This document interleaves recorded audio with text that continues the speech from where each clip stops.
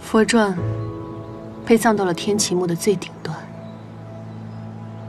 甚至超过了历代大祭司埋葬的位置。他曾跟我说过，那是离神主最近的地方。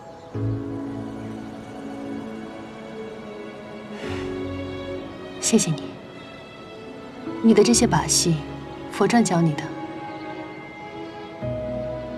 你都看出来了？我当然看出来了，和他年轻的时候一模一样。元一说的对，果然什么都瞒不住你。我还以为自己做的天衣无缝呢，大祭司还捧着那颗珠子，认定了那就是佛传大师的金元，一个劲儿的喊着是天齐门的至宝。就让他去供奉着佛传的把戏吧，到死都能戏弄那帮老顽固，也算是了了佛传的一个心愿了。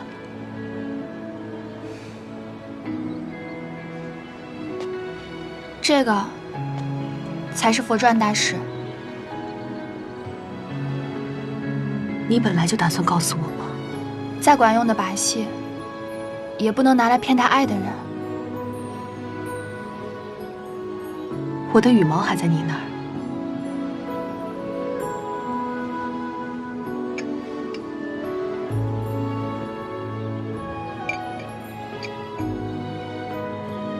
我以前听老人们说过，这世间的任何事都阻隔不了相爱的人，连生死也不能。它会化成人间5月的风，7月的雨，再回到你身边的。你也相信这些啊？但凡信一点，都会好过一些吧。是啊，这人间的风雨总是比这一抔尘土让人好受些。谢谢。但是佛传他已经死了，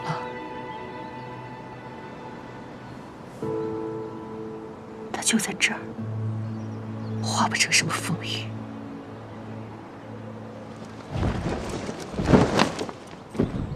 飞象，昭都将要举行比生仪式的消息已经传出了昭都。什么？各个封国已经颁布了消息。这帮老家伙，去吧。现在各封国都在盯着你，你明白这意味着什么吗？500年来，袁氏以神血支脉的地位统治着整个宿川。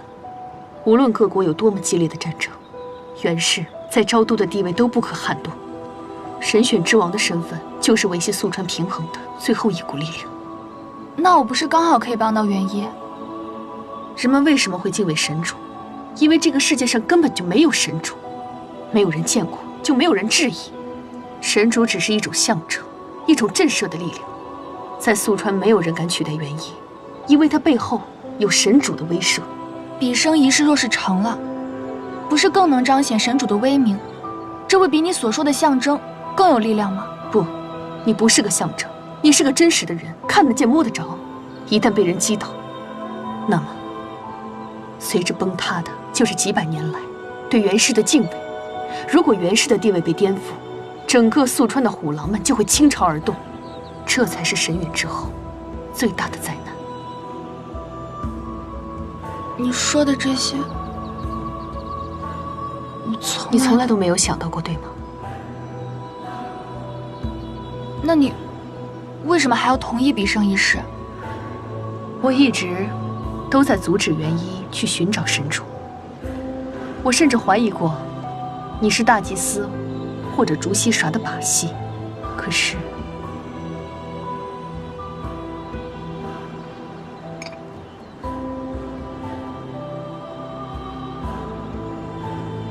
我想看看元一的选择。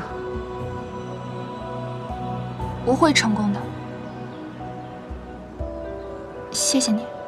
别搞错了，我并不是在帮你。如果你在比争仪式上不能证明自己是神主，不能让全宿川的人看到足以震慑他们的奇迹，我只能为了袁氏，为了宿川，把你当做一个骗子而处死。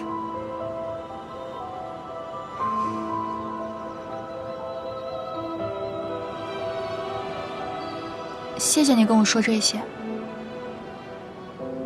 这些跟元英和我讲的，跟我自己想象的都截然不同。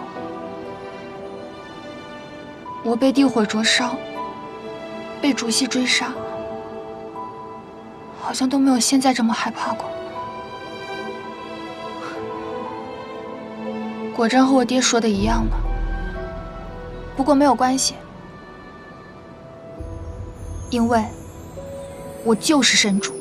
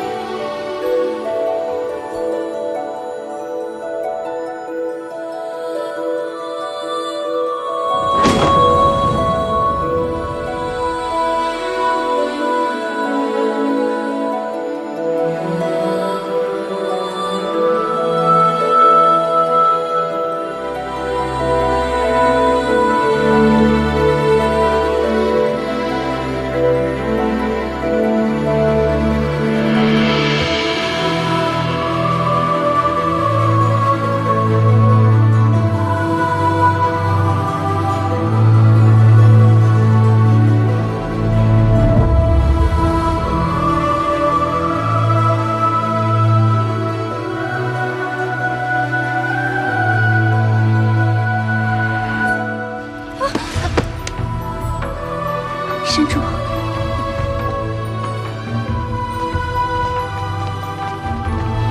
神主不过我的手了！哎呀，我赢了！我想了，太想了！我想了。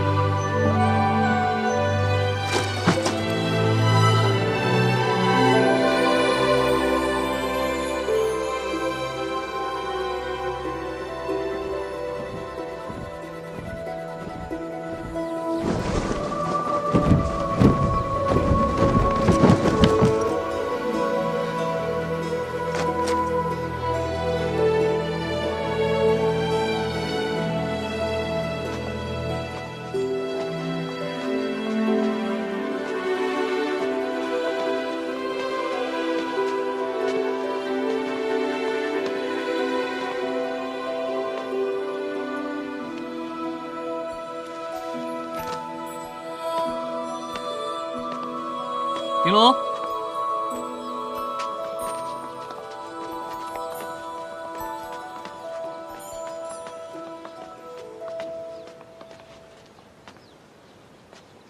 有点神主的样子了。你真的没有骗我？嗯？能够接受我的世界，果然非常不一样呢。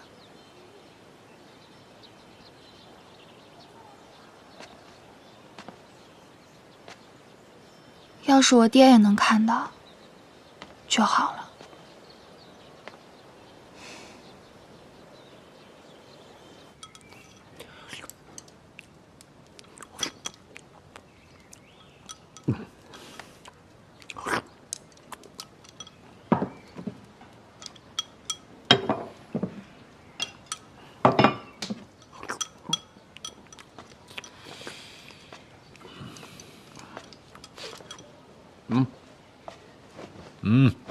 穿上。给我的。啊。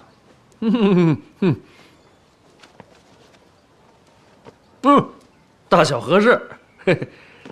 哎，这平亭还是有好人的哈。老先生，您对我的恩情，我都记下了，将来我一定报答。好，说定了啊。啊，对了，我还想问您个事儿，昭都您知道吗？想去昭都啊？啊，那可远了。啊？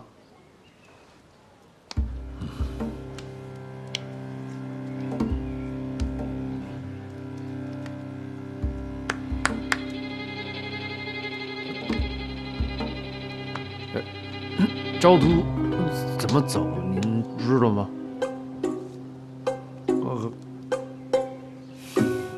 不错。啊。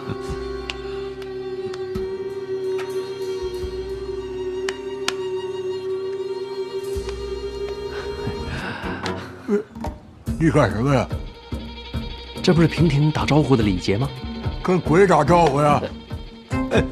不是啊。那您刚才这是？你不是说要报答我吗？我的饭不能白吃啊。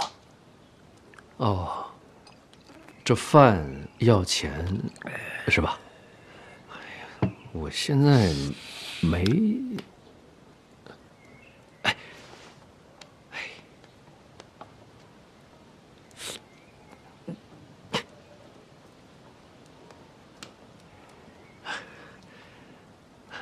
老先生，这是我们支伙的滴血石，这在平亭连个馒头都换不上，没人会要。那你要什么？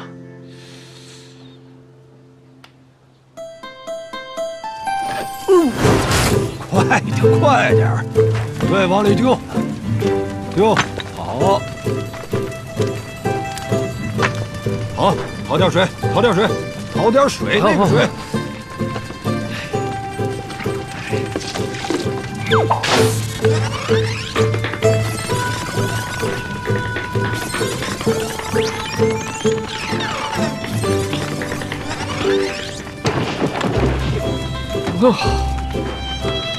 老先生，您到底是要干什么呀？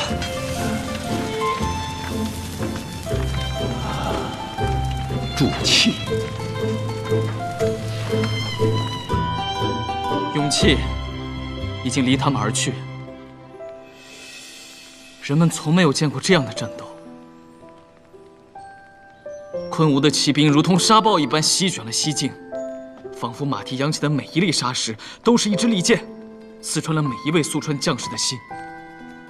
鲜血如决堤般的河流一样，从袁前帝的伤口中涌出。但是袁前帝依然持剑不倒，他知道，只要昆吾的铁蹄踏过了他，就将踏过整个宿川大地。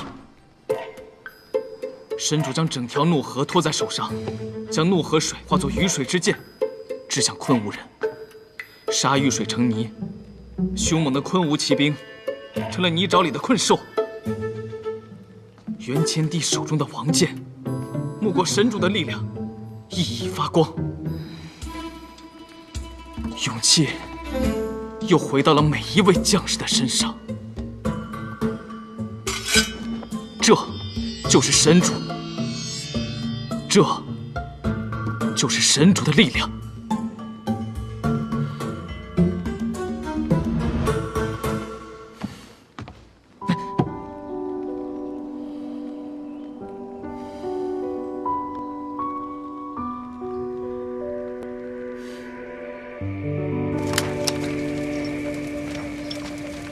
爷爷，您这耳朵里塞的是什么呀？啊！我说您这耳朵。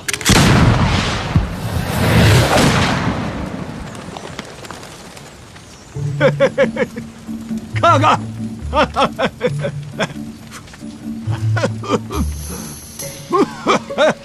你刚才说什么？啊？啊，没事了。这当年平平第一铸器师的封号，真不是浪得虚名啊！任何一块普通的石头，通过它，都能够分散出50法。哎呦，真是个好物件！哎呀，可惜呀，您只能为我做这一把。你要是喜欢呀，小意思，我给你做50把。50把？真的？您那孙女儿她能答应吗？我看这把也是您偷着做的吧？哎呀，不碍事，不碍事，兄弟。算了吧，您那孙女儿我可招惹不起。别人就是跪着求我给他们做，我都不做。今天你找上门来，说明咱们有缘分。你这推三阻四的，一会儿做一会儿不做，你这斗蛐蛐呢？不，哪敢哪敢！即便是您孙女不找我麻烦，可是您老人家的身体，我怕。不碍事，我有帮手。哎呦，您老竟然收徒弟了！还小心点，小心点。不是徒弟，打杂的。怎么样啊？行，只要是从您这铺子里出来的，我每把都给2枚金日，怎么样？2枚金日，我也没那么值钱啊。什么？一言为定啊！100个金日，50把，但是要先交定金啊，先交那个不是，先交5成。成交。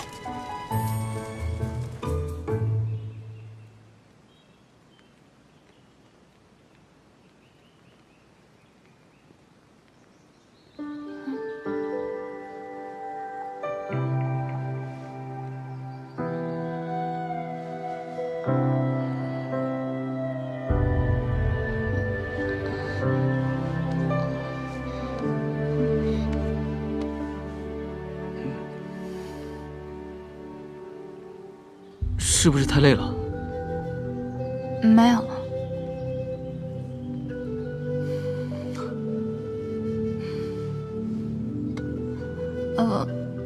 玉石嘛，知火也有。好看是好看，但是不结实。我真的能让这把剑变成无坚不摧的王者之剑吗？啊！现在的你还不行。日头正好，你却已经东倒西歪，瞌睡不止。比生一世可不是闹着玩的，容不得你再使什么把戏障眼法。你要是失败，连我都救不了你。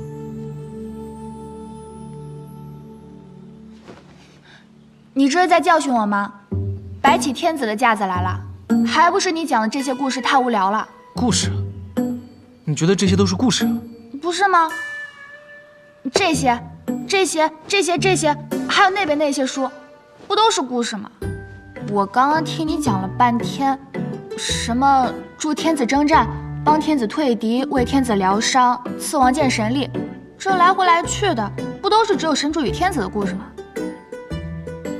神主与天子本就为一体，是守护宿川的根基。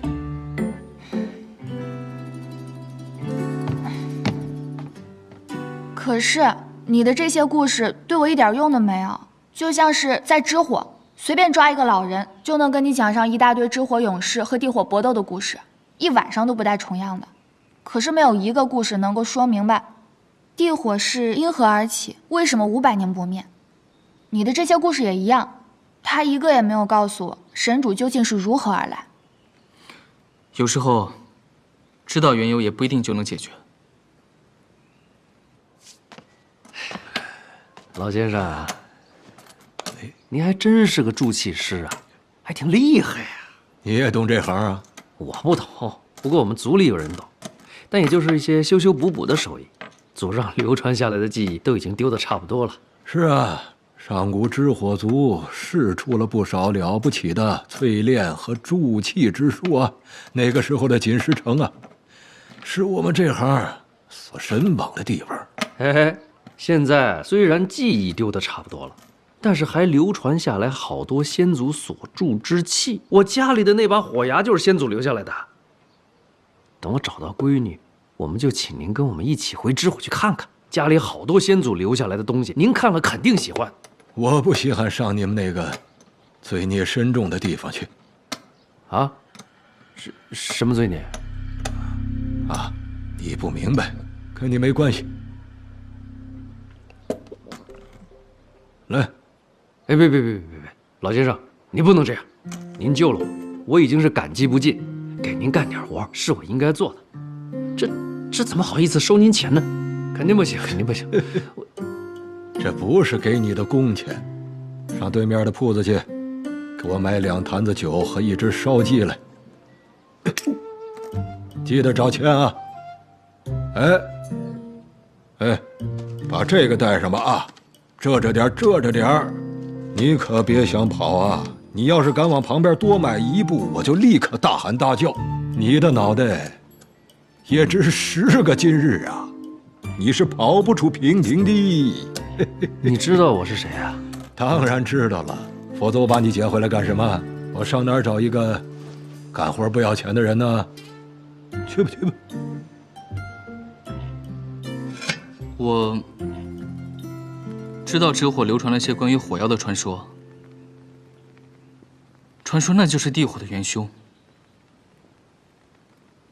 我爹说了，那些都是老人们编的瞎话，不足为信。但你是不是一直都怕传说是真的？你从小立志熄灭地火，就是想证明你娘亲和火药没有关系吧？瞎说！我既然是神主，我娘怎么会是火妖呢？都说了，无稽之谈。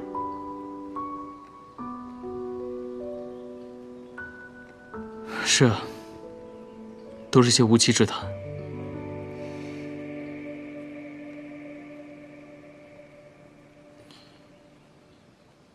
你想知道什么，我都告诉你。我想知道的太多了，神主究竟是什么？为什么会是我呢？神主是怎么来的呢？也是神主生的吗？如果我娘是神主的话，那我娘的娘呢？我爹就是个普通人，那神主和凡人也能生下神主吗？我从来没想过神主的生育问题。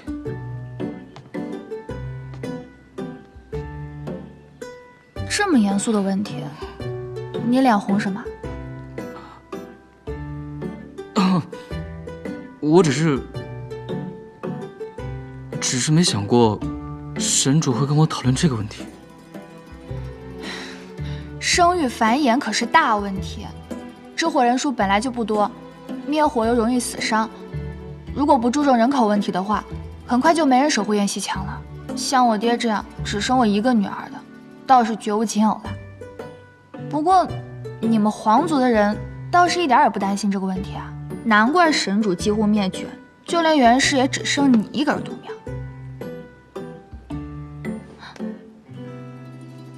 对不起啊，我一时口无遮拦。怎么了？没什么，只是觉得你说起这些，突然精神起来了。哪有？不过你说的也对。今天早上我去扶一个跪拜我的宫女，我就轻轻地碰了她一下，她就激动地大喊：“这是神主赐福！”好多人都围着她想去碰她，想分些我的福泽呢。神主可不是凡人可以轻易触碰的，自然珍惜。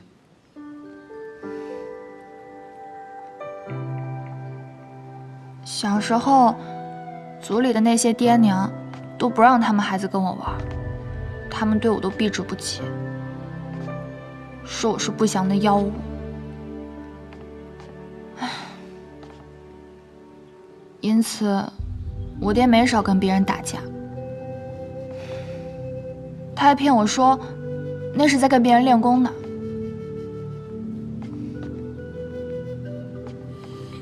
不用多久，整个宿川就会重新认识你。到时候，我带你去看你娘亲。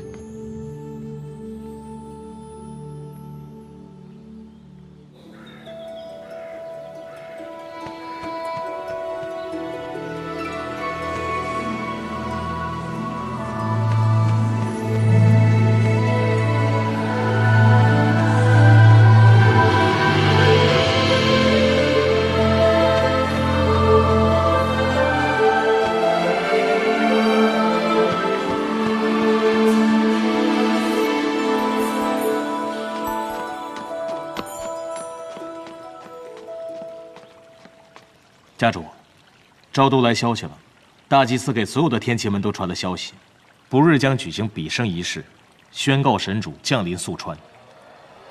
这么快啊？这个玲珑，还真是不辜负我对他的期待啊！家主也相信这种事吗？宿川可有500多年没举行过比升仪式了，这还有人相信这一套？所以我们才要好好的支持一下我们的小神主啊！大祭司寄往各封国的信，臣派了几队灵牙卫去劫，但没能全部劫回。比升仪式的消息已经传遍了各大封国，那些诸侯定会以此为名，特地来昭都查探神主的虚实。我不怕，以往我下诏都没人来昭都朝见，这不正好？我需要这样的时机，来向他们彰显昭都的力量。飞天，我们找到神主，不就是为了这一日吗？原来在君上的眼里，他就是昭都的力量。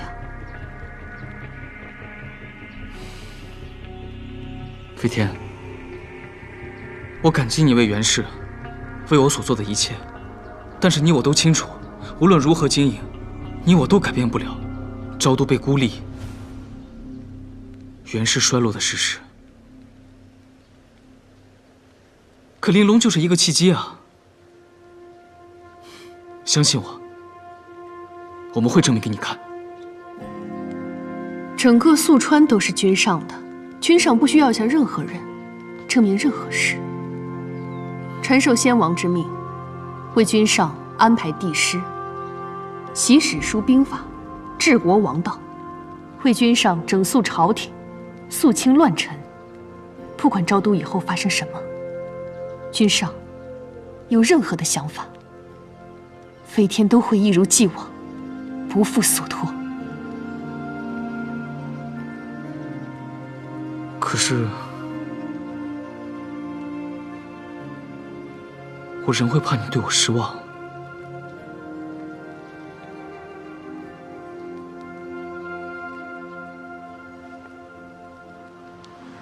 臣是岳灵族人，君上知道，岳灵没有神主，只有君上。若君上真的在意他，先好好想想如何保他不死。过不了比升仪式，君上就只能亲自送他上断头台。飞天，这里是我的昭都，玲珑是我的人，谁都别想伤害他。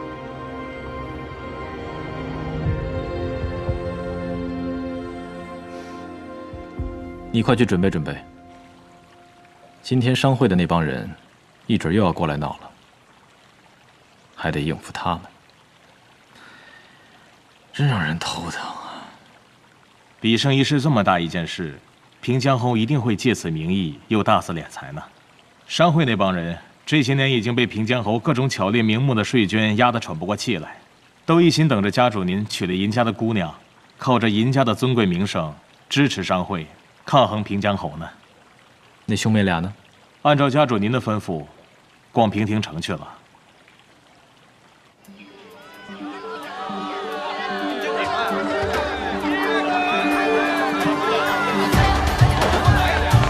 想要吃这个。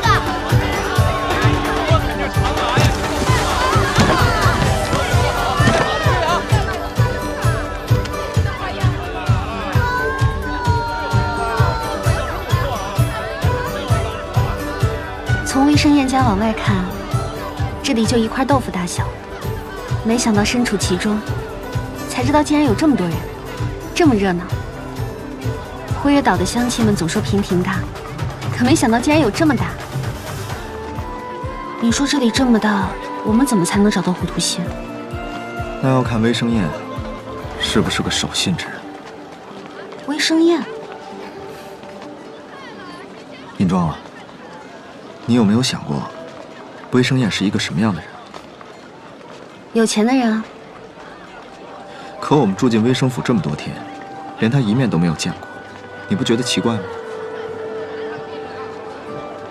这几天我看到新鲜东西太多了，我都顾不上想他。哥哥总觉得，你跟他的婚事，我们还是稍欠考虑了。哥哥，你就不要瞎想了，父亲决定的事情一定没错的。可是父亲已经去世了。好了，我知道，你舍不得我嫁出去，对不对？我就知道。可是，这不是一个好办法呀。很快我就会老了，到时候我就嫁不出去了。胡说！怎么是胡说呢？这就是事实。女孩子就应该在她最漂亮的时候，穿上最漂亮的衣服，风风光光的嫁出去。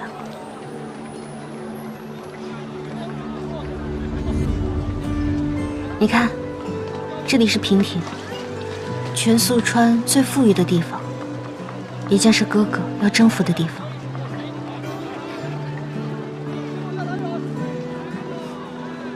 哥哥，我只是赢家的一个女儿，这辈子富足安康，不给家族丢脸就足够了。可是哥哥不一样，你是赢氏的长子，身上肩负着兴复家族的责任。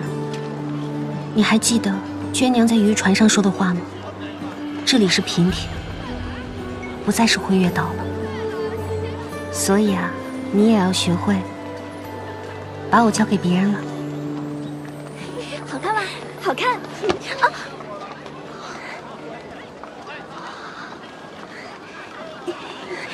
走，那个公子长得真好看。你看平亭的女孩子多可爱，多漂亮。所以你也要学会，眼睛可以看看别处哦。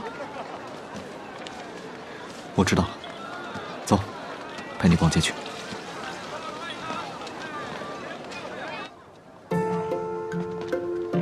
您看看，这些都是上好的布料。哎，这个不错呀。行，您看看。那要不再看看别的？啊，还有这个颜色的，花纹都不错。这花纹我不太喜欢。还有这边。哇，哥哥，这些料子好漂亮啊！这要是织成衣服，该多美啊！就挑一块，我给您包上。行，我再看看其他颜色啊。你再看看这边。好嘞。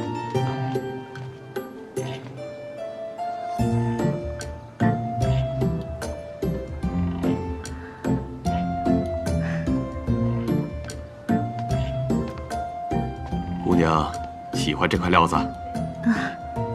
姑娘好眼力，这块料子全平亭只此一块，已织好成衣。姑娘试试。不太合适吧？你已经织好了成衣，一定是有人订了。啊，没关系的，姑娘不妨先试试。如果不满意的话，我们这儿还有其他样式。喜欢就去试试吧。去把这成衣拿出来。是。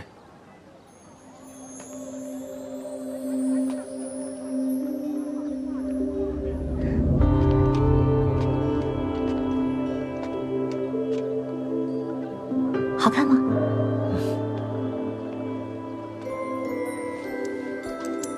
哎，哥，我只试试，不用买。啊，姑娘不用付钱，这原本啊，就是为姑娘做的。什么意思？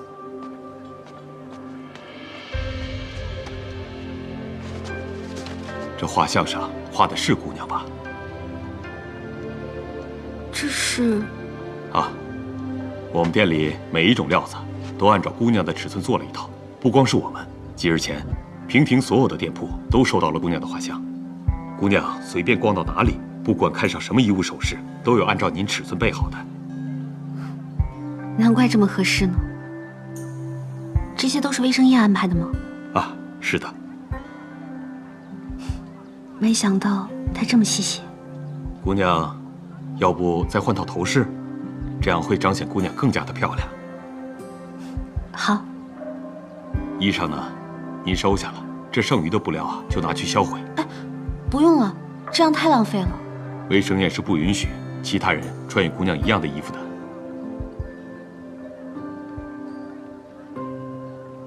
回生宴，你说是什么时候啊？快了，快了！现在平江侯就差他自己到我钱库里拿钱了。是啊，魏生燕，这1年多来，平江侯不知用多少名目，从我柳氏商号里拿了多少钱。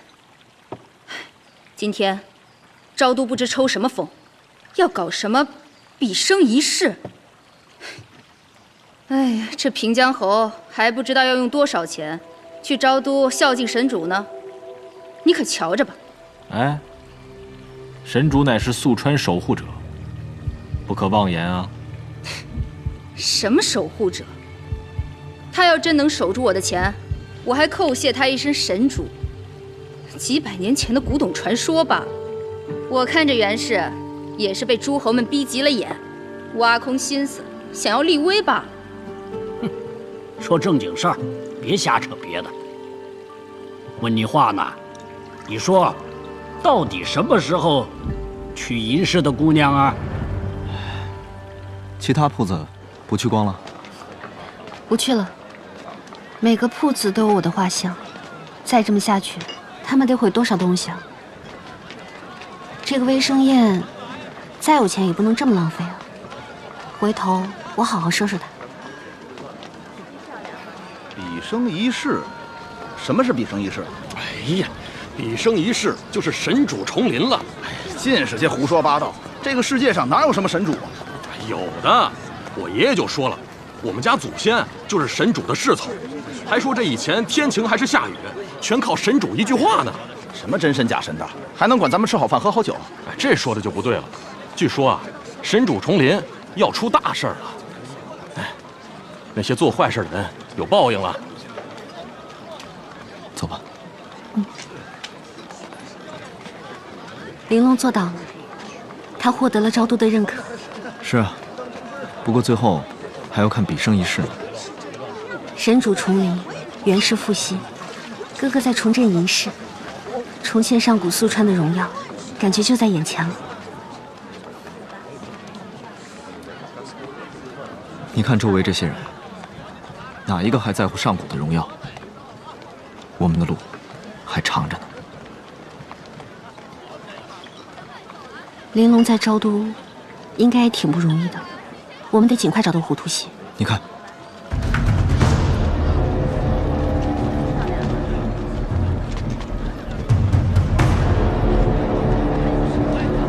虎图西已经被竹溪通缉了。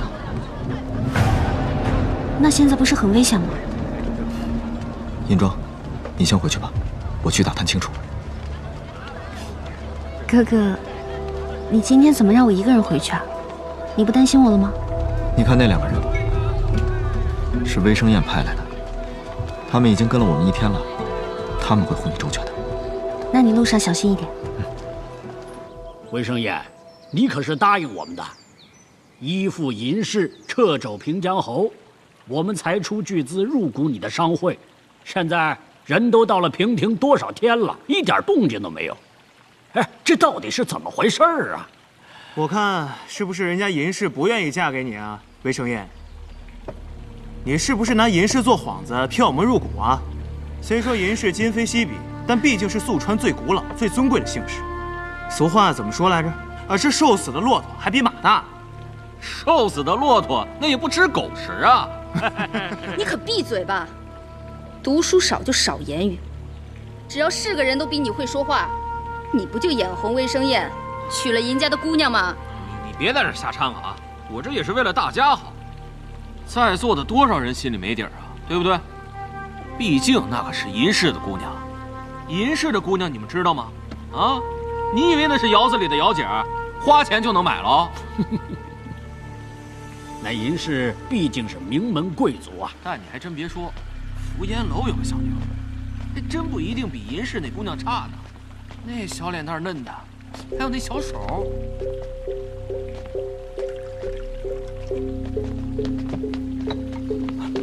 家主，家主！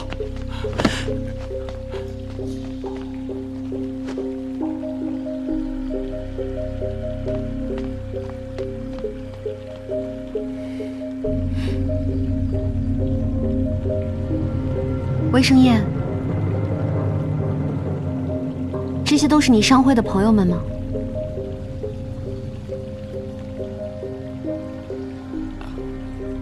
最近天干气燥的，去把我从辉夜岛带的绿茶拿过来，给大家泡上，让他们尝尝。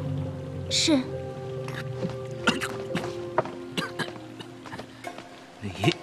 银庄小姐，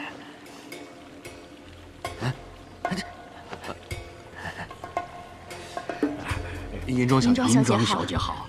不好意思，打搅各位议事了。只是我和我哥初来乍到，这些天承蒙大家的关照，还没有机会去一一拜访大家呢。不敢不敢，是我们冒失了。那既然如此，现在是给些时间让你们继续商议你们商会的事情呢，还是留些时间让我们俩来商议商议我们的亲事？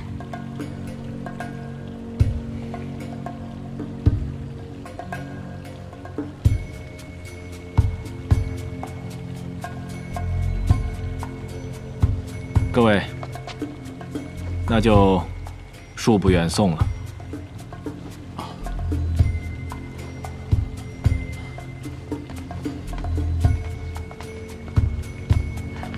银庄小姐，快走吧，漂亮。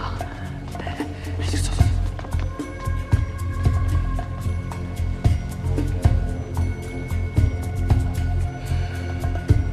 哎呀，别看了，再看轮不上你。真漂亮！哎，太漂亮了，比画上的美人还漂亮呢。哎，还是去飞楼找你小妞吧。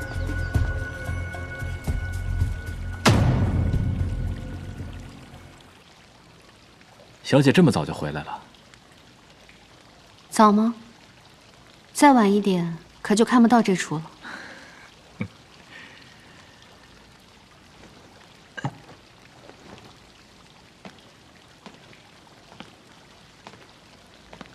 小姐别生气，一直也没想瞒着你。只不过那天你们仓促登船，误把我当成了船主，后来呢，又出了那么多意外，一直没有机会向你们解释清楚。所以你就打算到了平亭，用这些来哄我开心，然后再告诉我吗？那管用吗？小姐贵如天人，我是怕你嫌我一介商人，又年老貌丑的。你不用再假装谦卑了。我既然答应了你的婚约，我一定会尽自己所有的力量去帮助你，包括你的商会。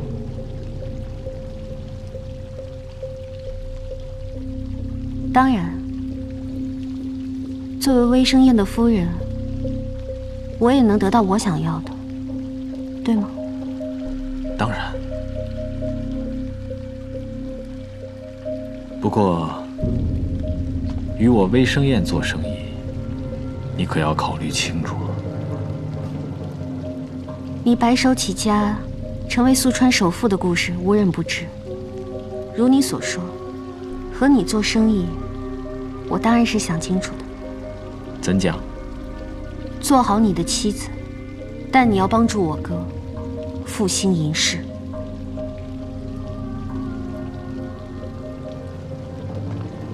既然是生意嘛，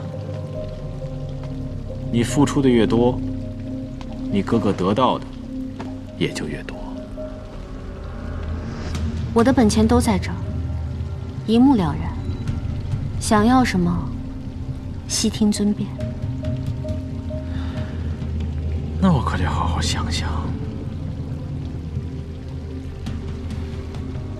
生孩子怎么样？天经地义。可不是1个、2个、3个，一共要生9个。那就要看你自己的本事了。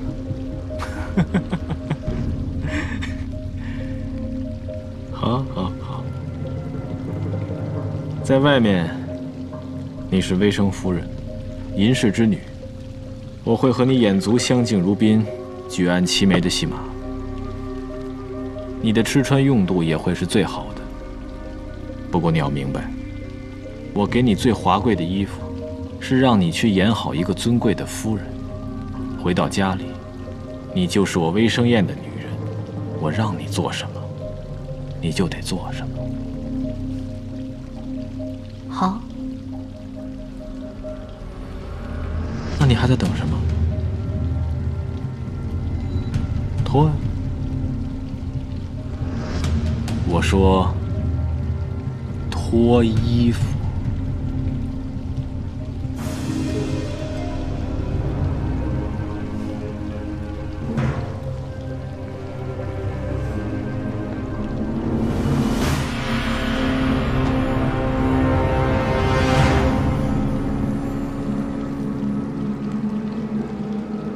继续。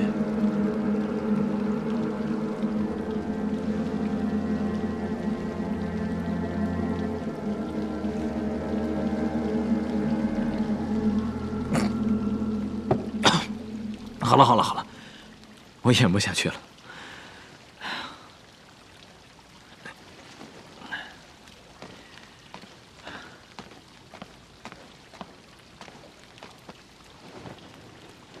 实在对不起，我就是想试试。我可从来没有指使过一个贵族小姐。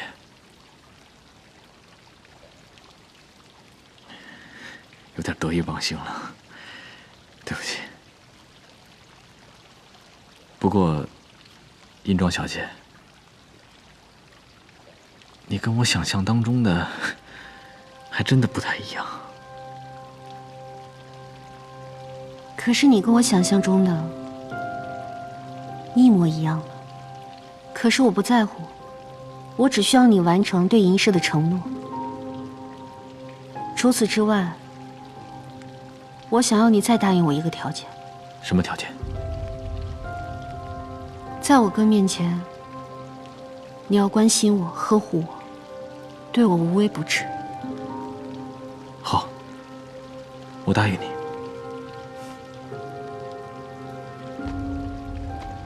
小姐要去哪儿啊？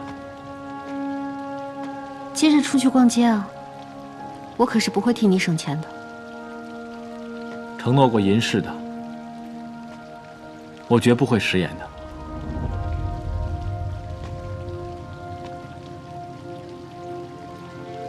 你是怎么知道我的尺寸的？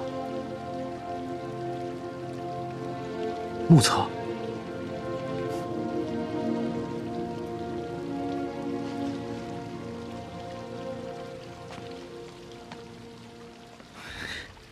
坚持，坚持，坚持，坚持，坚持，坚持，坚持，坚持，坚持！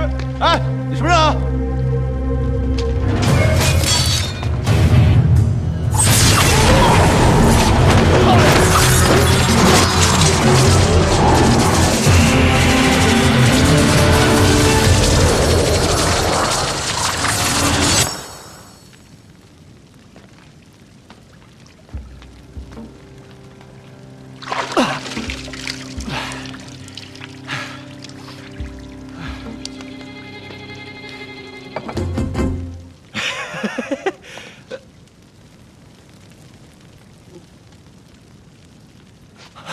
你什么人啊？带我去见他。这个人他不在我们这儿啊！通缉令，这通缉令！贼喊捉贼的把戏我见多了。说，人在哪儿？他被人劫狱了，没人知道他在哪儿。劫狱？谁劫的狱？不知道，我真的不知道。那晚当班的全被侯军给杀了。大家饶命！我真的不知道，跟我没关系，我真的不知道啊！多宽的房子呀！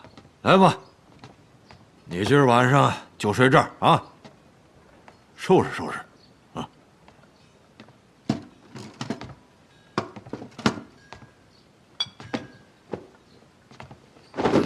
打起！都是干净的，你抖什么你？对不起啊，你没事吧？你要不要请大夫看看？不用，赶紧收拾收拾歇着吧，明天接着干活。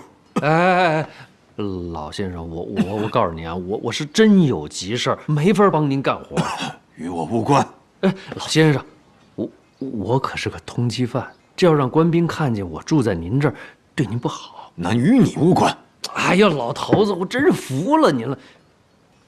这样，我再帮您干几天，帮您把那批货交了，算是对您的报答。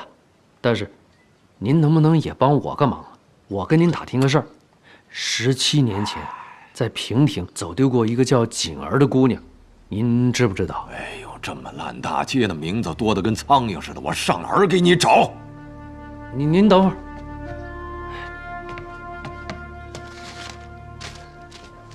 真麻烦。哎，等一下，很快就好。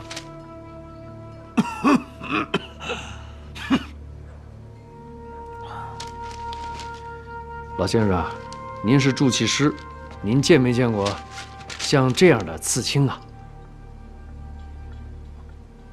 啊？你画的是什么呀？看不明白。您看仔细一点，真没见过。你有什么资格跟我谈条件？你要不想在这儿干，你就回你那个竹溪的牢里去。去！我要真想走，您还拦不住我。那你试试看。哎，我。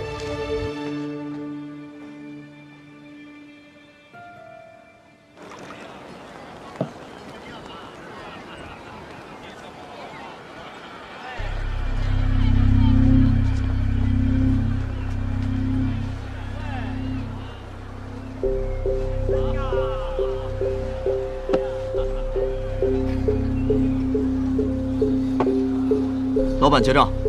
哎呦，哎呀，公子啊，您就不用结账了啊。连我的画像你们也有？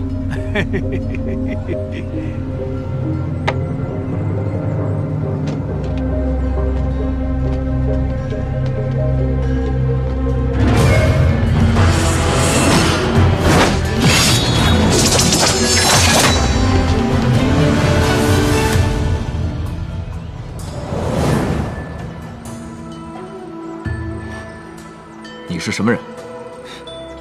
青芒剑，果然是银霄公子。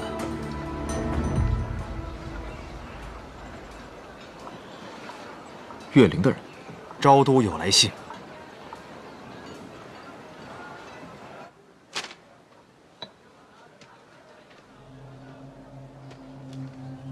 请信使替我向君上和玲珑转达歉意，银霄定会找到火图心，护他周全。没有消息就是最好的消息。竹气和魏生燕都在找他，说明他应该还算安全。玲珑真的是神主吗？他需要用彼生一事来证明自己。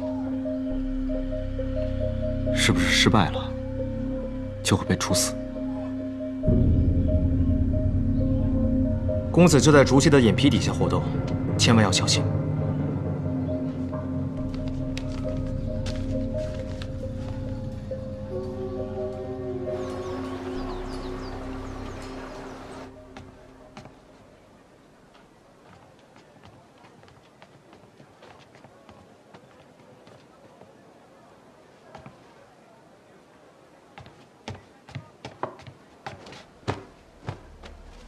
大人，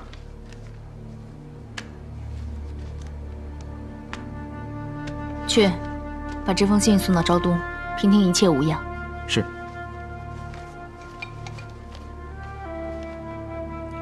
这个岳灵的信使，还用我教你吗？是。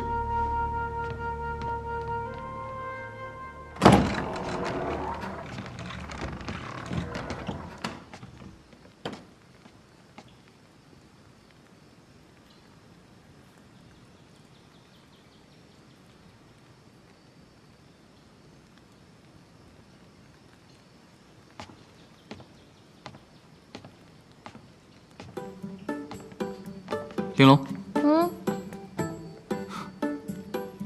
你怎么在这儿用膳？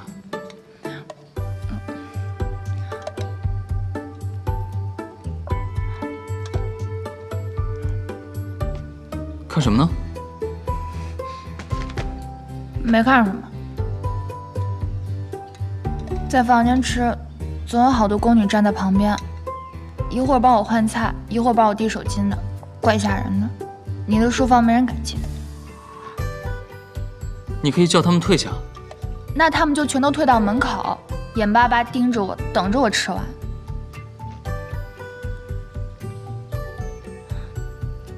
你都不觉得难受吗？那你也不能坐在书架上呀。你书桌上那么多折子，我可不敢坐那吃。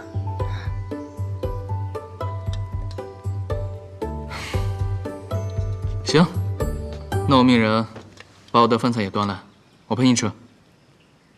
那立刻就有一大批人来这儿伺候了。我走了。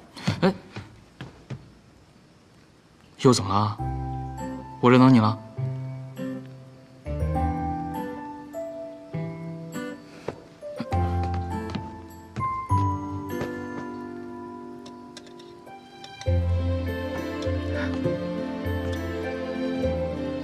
你说你怕人服侍，那这碗是哪来的？看着都是色香味俱全嘛。我自己去厨房盛的。玲珑，你可是神主，怎么能因为怕麻烦就去厨房偷吃呢？你又不是第一天认识我，还是说你觉得我这样不够端庄淑仪？不合规矩，规矩，我都不敢给你立规矩，这苏川，还有谁敢？那我下次也帮你盛一碗。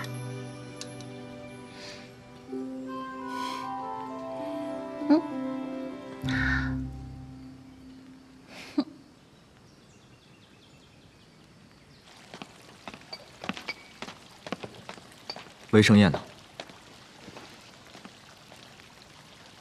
银霄公子，家主正在小姐的房间呢。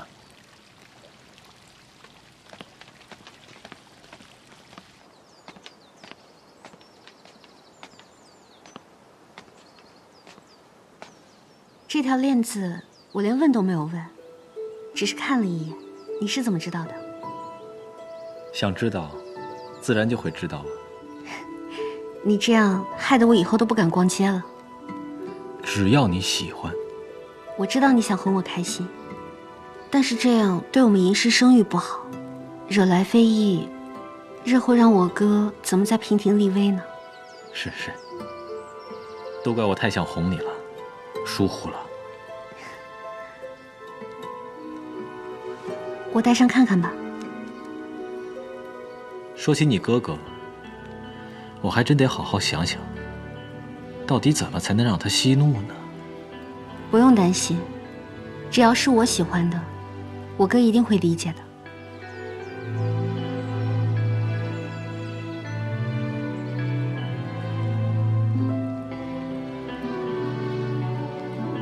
那就好，那就好。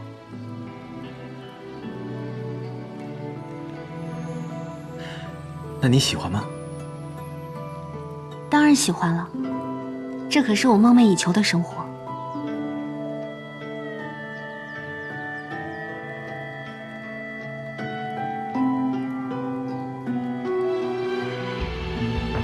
银壮，我会让你过上你从来都不曾想象过的生活。我相信。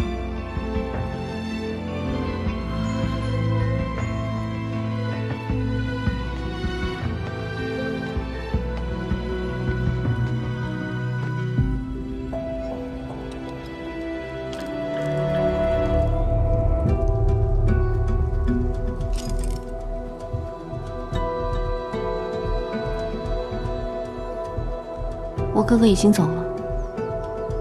我知道，所以现在你得听我的。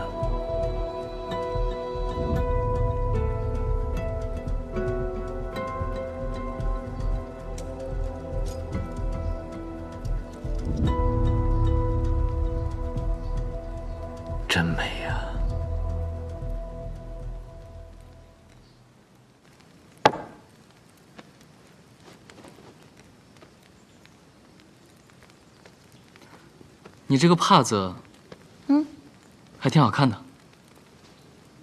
这个啊，那这个火就是我们支火的图样，好看吧？这是我爹给我做的，你要是喜欢的话，我让我爹做一个给你吧。你爹做的帕子，我要它干什么？也没有用。什么？没什么。那么多书，你都看完了？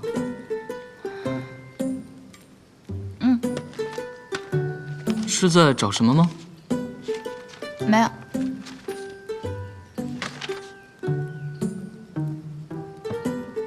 那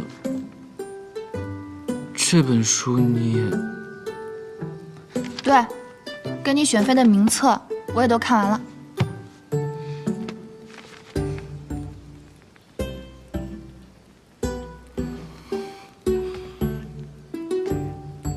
我说你今天怎么这么反常？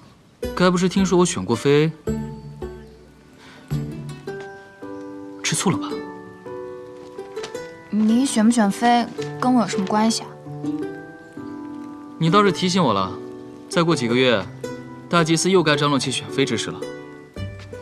哦，说起来，这些女子倒是个个端庄淑丽，蕙质兰心。还有一位诸侯之女，曾在自己的名帖里放了赠予我的帕子。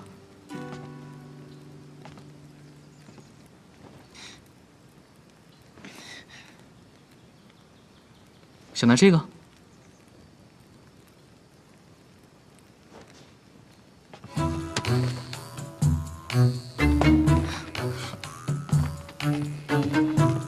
给我。能？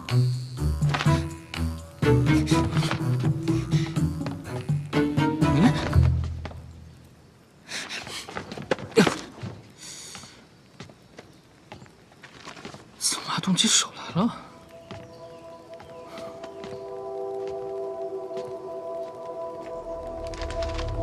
怎么了？你不是在问我看什么吗？啊，这就是本天启门徒的名册。怎么了？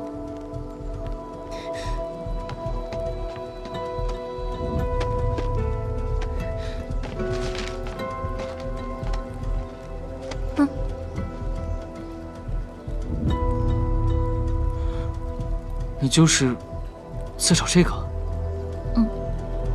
这里面一定有问题。16年前，昭都得知彼生柱在支火点亮过，曾派人去支火查看，却一无所获。是。所以我查阅了记载，当年被派去支火的小徒，一共有9人，而这9人，在10年之间，不是因病暴毙，就是意外身亡，竟没有一个活着的。你是觉得大祭司有所隐瞒？那就只有他才知道了。神主啊，您的问题，小徒实在答不上来。大祭司也不知道神主究竟如何而来吗？如果连大祭司也不知道的话，又怎么敢断定我就是神主呢？神主与袁氏王族血脉相连，君上找到了你，绝对不会错的。可是君上不是受了大祭司的引导，才找到我的吗？不，冥冥之中，是神主在引导着君上啊。可告诉君上，16年前彼生柱在支火点亮过的人，不正是大祭司你吗？是。既然如此，神主对素川如此重要，当年大祭司可曾派人到支火查看过？自然是去过，只是一无所获。若当年便有神主的消息，天启也不会到今天才等到您的重临呐。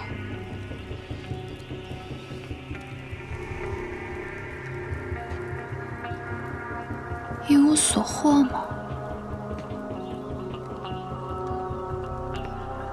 彼生柱亮事关重大。当年派去支火的门徒都是3人为一队，互为监督。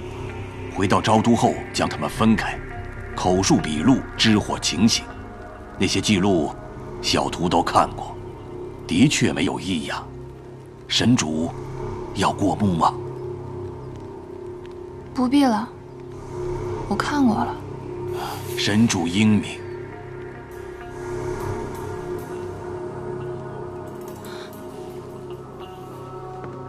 只是我自出生开始从未离开过支火，为何我却从没听说有人到支火去找神主呢？这个恐怕只有时任的大祭司，我的师傅，知道这事了。你师傅？他人现在在哪？我师傅他如今葬在佛传之下。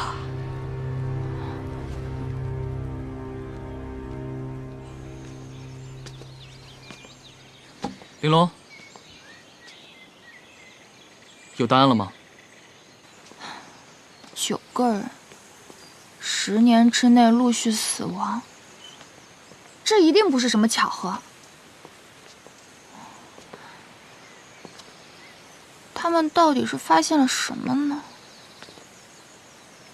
你还是觉得大祭司有所隐瞒？我的直觉就是，这个大祭司一定知道什么。直觉？你笑什么？我的直觉可是准吗？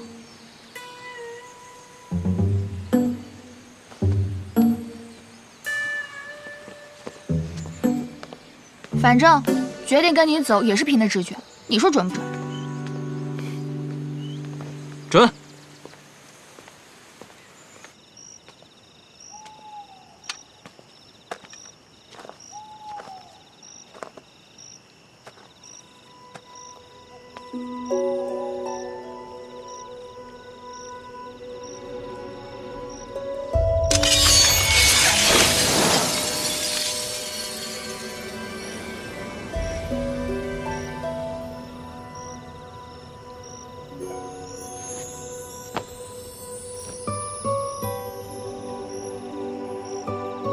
父亲，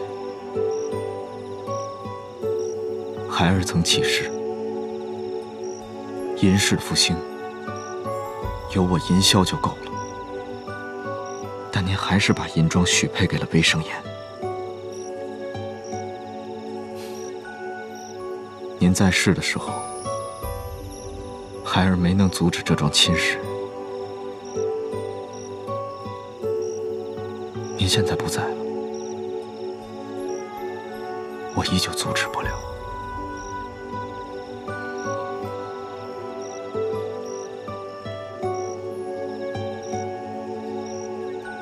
您曾说，孩儿不知道什么是银庄的幸福。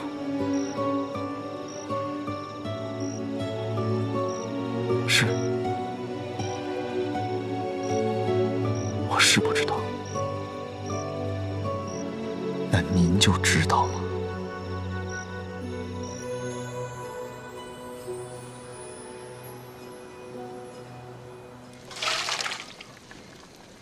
太凉了吧？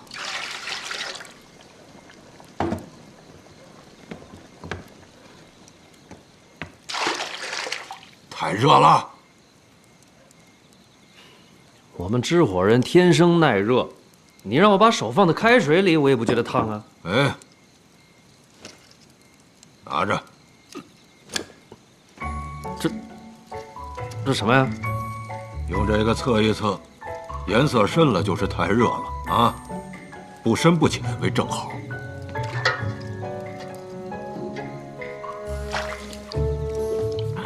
那这是什么意思啊？哎呀，那是杀猪呢！你想烫死我呀？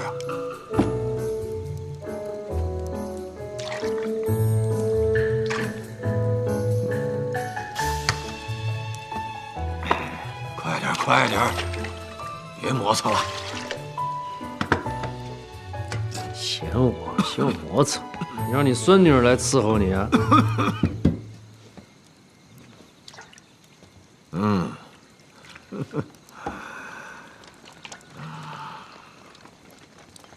这是城防军，宵禁了，别到处乱跑。来的是时候啊。老先生，我在您家就住到这儿了啊，我要走了。哎，如果您要喊，可得大点声。哎，你疯了！回来！你回来！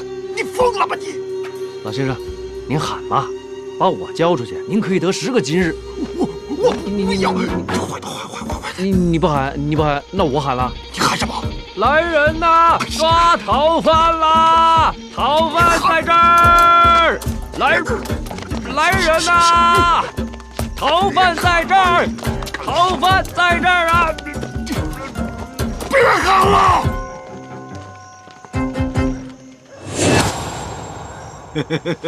傻儿子喝醉酒了，误会。哎，不是误会，我就是逃犯，抓我！大家走吧。哎呀！跟我们走。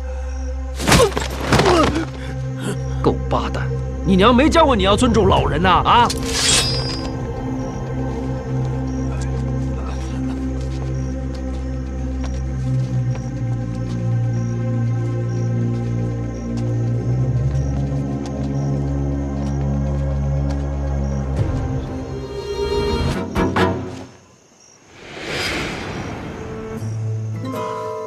他是我的人，都滚吧。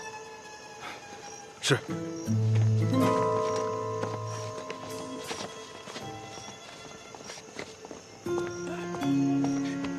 委员，果然是你，老先生，你孙女回来了。你知道？我当然知道。呵呵，我又不傻。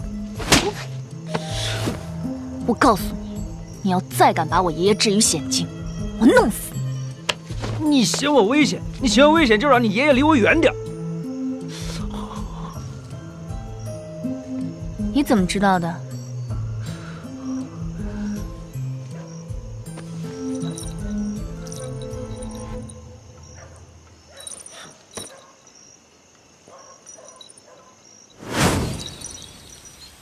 这药能治你的伤。保证你还和以前一样，细皮嫩肉的。早就觉得这药包不像你的风格。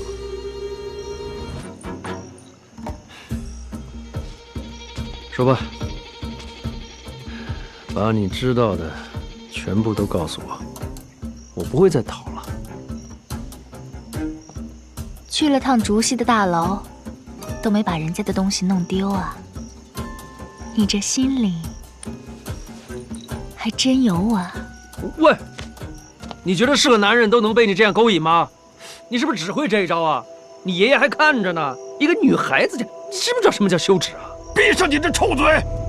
你这，爷爷，你看，你爷爷也看不下去了吧？你赶紧走吧，我不会再帮你了。啊，帮我？你好意思说帮我？从我认识你第一天起，不是这个要抓我，就是那个要害我，全天下就你一个在帮我是吧？哼，我看最蛇蝎的就是你。我说了，闭上你的臭嘴！你给我滚！嘿嘿，露出真面目了啊！正好让你爷爷看看你是什么样。爷爷，没事吧，爷爷？啊，爷爷，没事吧？啊，老人家，你没事吧？滚！爷爷，深呼吸，深呼吸啊！爷爷，深呼吸。来，吸，往里吸气。你在干嘛？我在救他呀。这什么东西啊？吸气，牛沙。牛沙有毒，马上就好了。别闹了，你松开！爷爷，你没事吧？爷爷，好了，没事了吧？啊？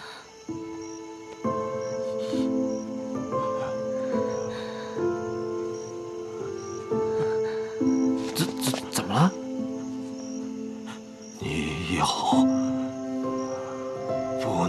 孙女儿这样说话啊！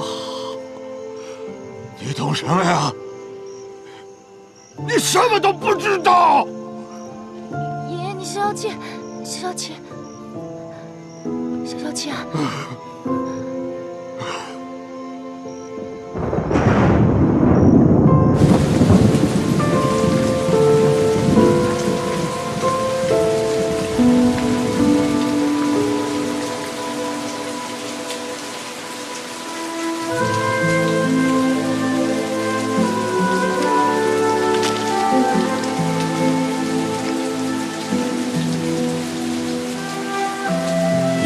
！2、3、4，10块今日，不多不少。你还是不是人啊？为什么要卖我们的女儿？你把这钱还给他们！你滚开！还给他们啊！还给他们！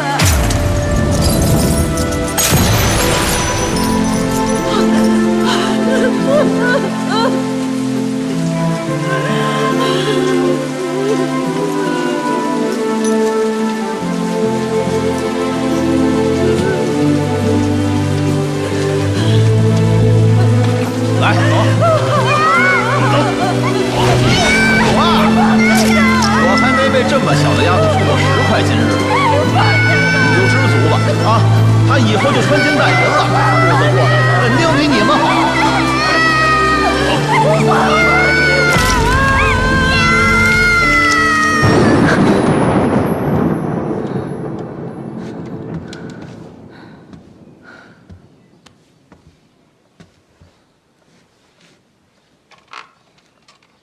哭了？没有做噩梦。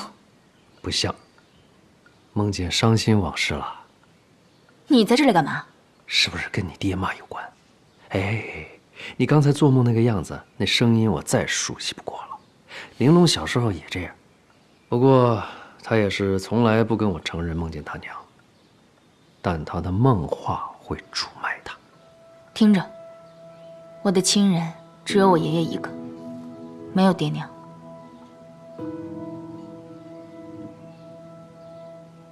对不起啊，我确实不应该当着你爷爷的面那样说你。再怎么说，你也救了我好几次。没什么，反正你说的也没错。昨天你是不是想谢谢我救了你爷爷？我是想问你，牛沙为什么能救爷爷？我也不知道啊，在知火大家都这么用的呀。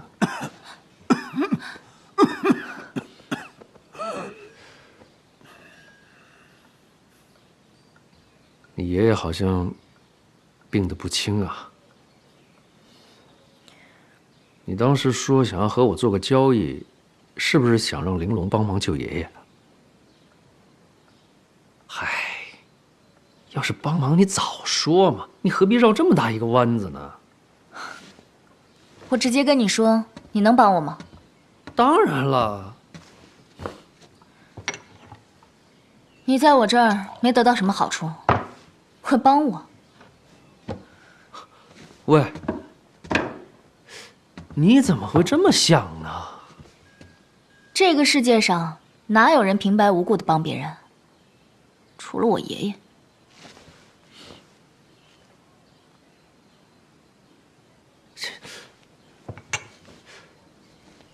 你们平亭的人，跟我们那儿还真是不一样啊。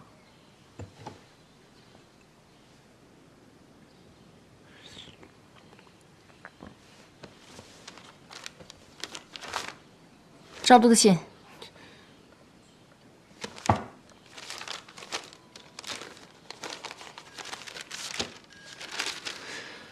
这封是我抄的，原件在银霄那儿。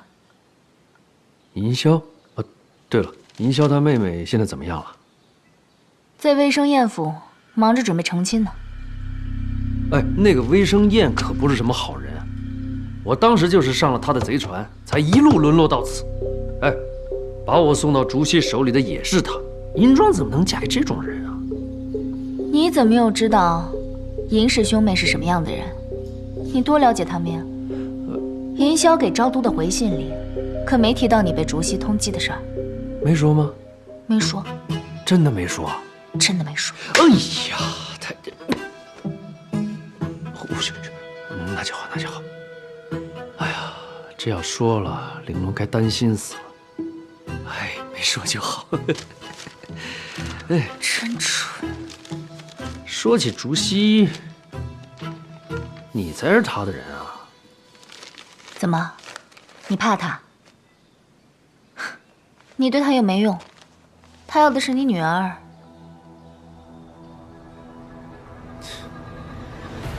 见识了他的平亭城，就更明白他是个什么样的人了。这么看来，玲珑在昭都还是好一些，总比跟着我来这儿安全，是吧？如果你女儿真的是神主的话，那宿川没有一个地方对你女儿来说是安全的。这神主到底是什么呀？神主就是别人实现欲望和野心的工具吧。那为什么会是玲珑呢？你是他爹，答案得你自己去找啊。不行，我要去昭都，你得帮我。送你去昭都是害你。我先出去一趟，帮我照顾下爷爷。你看，你这样不是挺好吗？什么？请我帮忙啊！这么直接说出来多好。这本来就该是你做的。昨天晚上是谁把爷爷气成这样？等爷爷醒来，你多少哄人的本事都使出来吧。你要哄不好，等死吧你！哎，喂，你去哪儿啊？你昨天晚上闯的祸，不得有人给你去收拾啊？你如果相信我，就不要去昭都，因为你和你女儿都是彼此最大的弱点。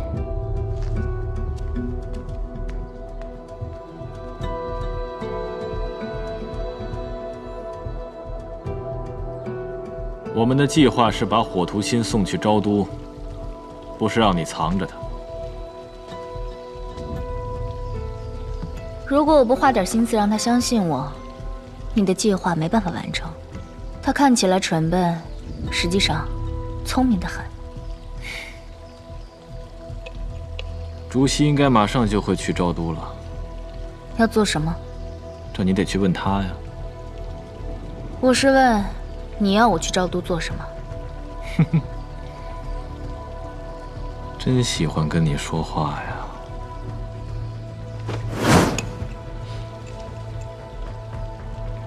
代我向你爷爷问好。我爷爷的病更重了，这样似乎不管用。所以你就更要抓紧了，不要自作聪明的以为，在他身上费了点心思，他就会让女儿治你爷爷的病。神主不是按照常人的意志行事的。你放走了玲珑，又放走了火图心，你让他们聚在昭都，想做什么？你不必知道，你只要记住，只有我才能治你爷爷的病，就够了。